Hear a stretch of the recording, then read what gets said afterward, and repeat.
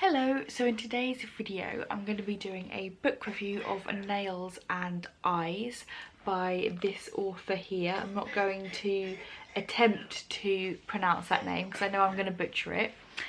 But yeah, this book I received in Abominable Book Club. And I remember when I pulled it out of the box and read the synopsis, I was like, this sounds like it's going to be interesting. It sounds like it's going to be one of those books that leaves you with a very unsettling feeling. And I was definitely correct in my assumptions. I really enjoyed this book.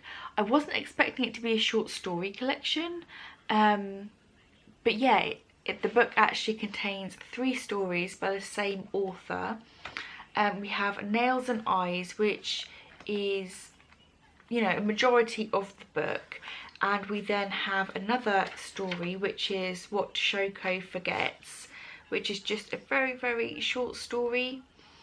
And then the last one we have is Minute Fears.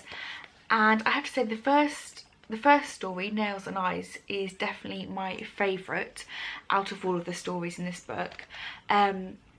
I really enjoyed the way it was written. It was written in a way where you're basically reading a very long internal monologue of somebody, or basically you're following the story of, there is a young girl and her parents, well basically her father kind of has an affair with this lady, and then her mother dies. You're not really 100% sure how she dies. It seems to be some kind of accident, or possibly unaliving situation, but the mother passes away, and then the other woman, so the kind of mistress, moves in and almost becomes the replacement mother of the child. So you're reading the internal monologue of the child, who is now, I'm assuming, is now an adult or young woman herself, and she is kind of talking in the voice of, either she's talking to the other woman or these are her thoughts about the other woman, and basically analysing this kind of snippet of her life with this person. And it's kind of difficult how to describe. I don't know exactly how you would describe how it's written, but I really enjoyed it. My kind of notes here are internal monologue and a very unsettling, and it's written like, I don't think this is going to be for everybody. I feel like some people might find this a little bit dull. But the stories I would describe are nothing overtly horrific. It's not like very in your face kind of horror writing. It's very subtle. Like I said, it's more where you read it and you have this very unsettling, uneasy feeling throughout the story, where you feel like it's kind of amounting to something, where something's going to happen. But yeah, it's just like a mounting sense of unease as you're reading. Very similar to the writings of Shirley Jackson.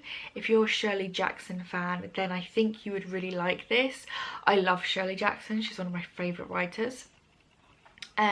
So yeah, when I kind of got those vibes from this author as well, I was like, okay, this is really good. I would give the first story 5 out of 5. The second one, Shoko Forgets, I wasn't as keen on. It was a little bit more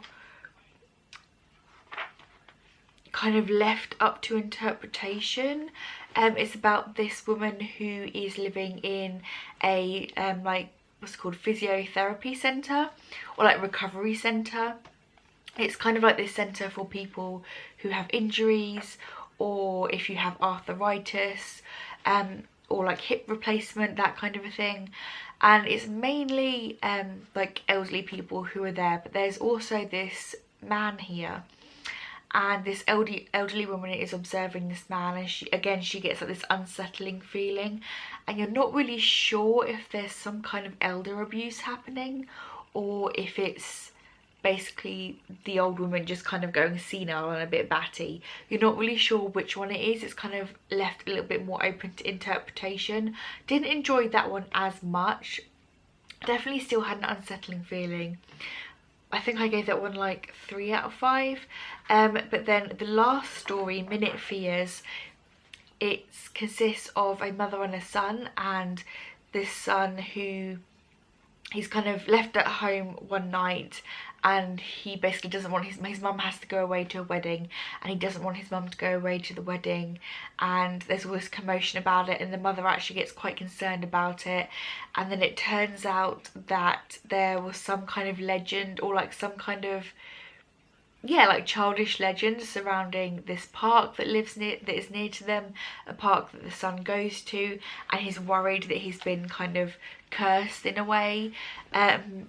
Kind of like, you know how when you were a kid and there would be like silly stories of, oh, don't go past that creepy house because there's a witch that lives there, or you know, don't say Bloody Mary into a mirror or she'll turn up and attack you. It's kind of that kind of vibes. But again, quite unsettling, and I enjoyed that one quite a lot as well. I really enjoyed the writing overall. I would definitely read more by this author. But yeah, I think overall I would give this a 5 out of 5. The only story that I was a bit like kind of meh about was the middle one, but Nails and Eyes and Minute Fears I did really enjoy. So yeah, that's kind of my short review on this book. I would recommend, like I said, not for everyone. If you're someone who likes very fast-paced kind of action, or like gory, or that kind of a vibe, then you might find this a little bit dull.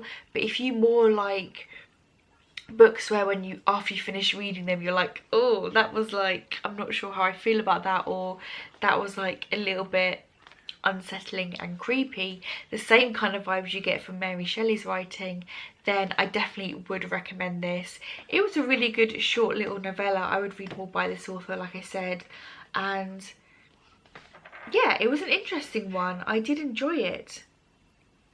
So yeah, that's pretty much all I have to say. I will say I do really seem to enjoy what is it? I'm just reading a little bit about the author here. Yeah, so it was Japanese literature.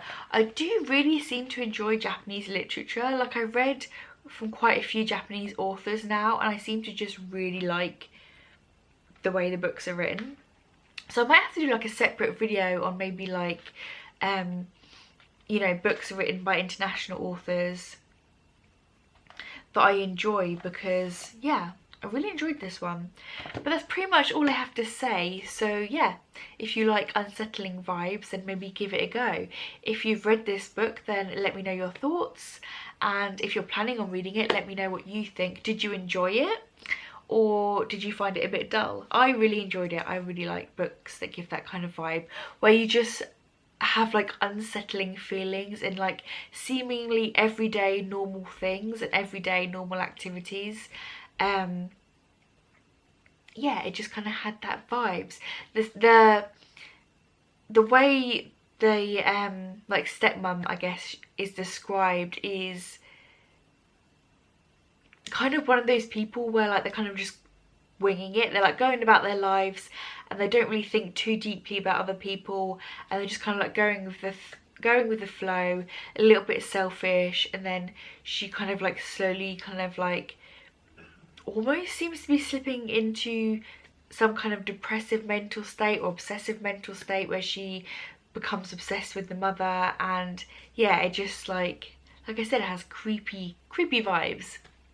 Yeah, anyway, I'm going to stop rambling. As always, thank you for watching, and until next time, bye guys.